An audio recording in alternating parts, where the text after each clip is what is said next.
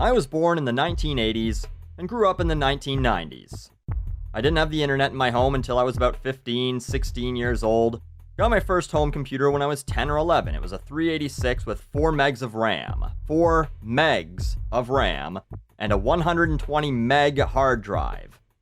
MP3s hadn't been invented yet, so when I got my first CD-ROM drive, which was like a $300 upgrade, and I figured out how to rip music onto it, I could literally fit one song on my computer with all the other software I had installed.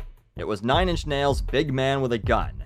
I chose it because it was the shortest song on an album that I owned. The song's like a minute and a half long. Eventually, when I upgraded to Windows 95 and got the internet, there wasn't a ton of resources for pirating music and still not really enough hard drive space to store lots of it anyway. Napster didn't exist until '99, all the other peer-to-peer sites weren't available, and when they were, half the time you got tricked into downloading a virus or a mislabeled song anyway. So you had to actually go buy shit, and shit was pretty expensive. Tapes were like $15, CDs were $20, $25. I'm always glad I never really liked music that much because I never would have been able to afford it anyway. If a service had existed for $10 or $20 a month where you could listen to any song you wanted, anytime you wanted, people would have went crazy for that shit then. $120 a year would buy you what, 6 CDs? Versus pretty much every CD you could ever want for $120 a year? It would have been a no-brainer.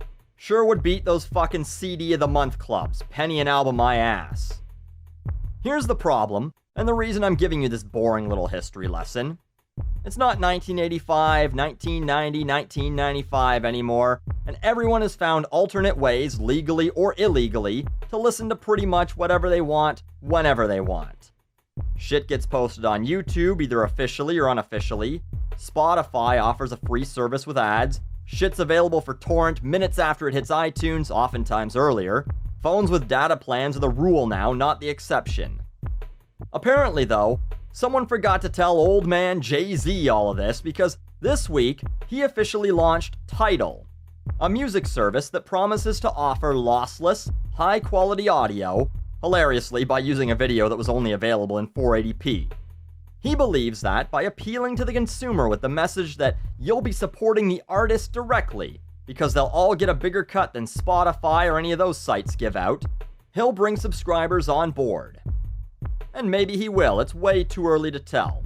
But the message is kind of flawed when every person you use to market it is essentially a millionaire or multi-millionaire. Beyoncé, Kanye West, Jay-Z, Daft Punk, Chris Martin of Coldplay, Jason Aldean, Rihanna, Madonna. Not exactly people who are standing out in the cold, performing on a street corner hoping someone will toss change into their hats. These are people who have managed to get very rich, even with those evil record labels taking a cut, and even with those evil pirates stealing food right out of their children's mouths. No one's thinking, oh, poor Usher, someone needs to help that guy out. I don't really enjoy his music, but I'd love to donate to him if I could. But even among those that do like the music that these artists create, some of them are just cheap. And they are. If you pirate shit, please, just admit that. If nothing else, admit that you're cheap. You can make excuses about it not being stealing because copying isn't the same as taking something. The original still exists, I didn't steal anything. Ignoring the fact that it's just semantics, the end result is the same. They don't get the money they'd make from you buying the item you obviously wanted. Well, maybe if they made better albums, I wouldn't fucking pirate them. But you're willing to spend your time listening to shitty albums, watching shitty movies, shitty TV shows, whatever you're pirating? You clearly enjoy the thing you're taking. You don't think it's shitty, or else you wouldn't even bother taking it. You just don't want to pay the amount they've determined it's worth because you've decided you shouldn't have to. And I know it has nothing to do with the price, whether the album was $20 or $2. People pirated my premium shit, and I'm about as far away from being a millionaire as any of you are. You're not smarter than the people who paid for it. You're not making some statement. You're just cheap. And that's fine. I mean, the law doesn't agree, but that's fine. I don't care. Just stop making other excuses. You don't have the money to enjoy the thing that you want to enjoy. Or you do have the money, but you want to spend it on other things you also enjoy. And you feel that you should be allowed to enjoy the thing you want to enjoy that you took for free. Otherwise, you wouldn't have even wasted the time taking it. No one's downloading albums, then just leaving them on their hard drive, never to listen to them, ever, just to prove a point that celebrities have too much money. They make a thing, they want you to buy it, but some people don't want to. Music's always been a tricky one because there's always been the radio, there's always been sharing vinyl albums, fucking 8 tracks, trading tapes and CDs with your friends and making mixtapes and compilation discs.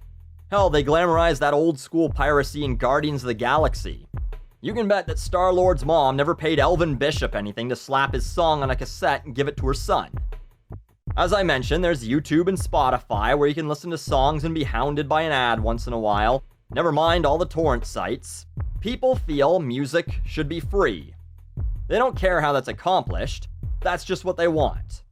So Jay-Z's message of support the artists is probably not the best approach.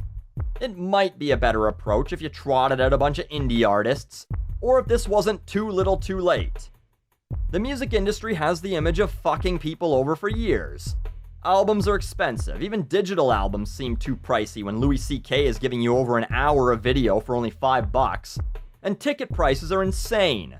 $100 to sit in the nosebleeds to see Nicki Minaj? Why don't you just mug the fans on their way in? Yeah, but it's lossless audio. It's worth $20 a month. No one cares. People currently listen to your compressed, overprocessed music with crappy earbuds or those shitty Beats by Dre, where the extra bass washes out the intended mix anyway. So, millionaires telling adults scraping by in a shitty economy, or kids who are coming out of college and university with massive student loan debts, to support them by paying a monthly fee to listen to better than CD quality files? You're not only barking up the wrong fucking tree, you're in the wrong fucking forest.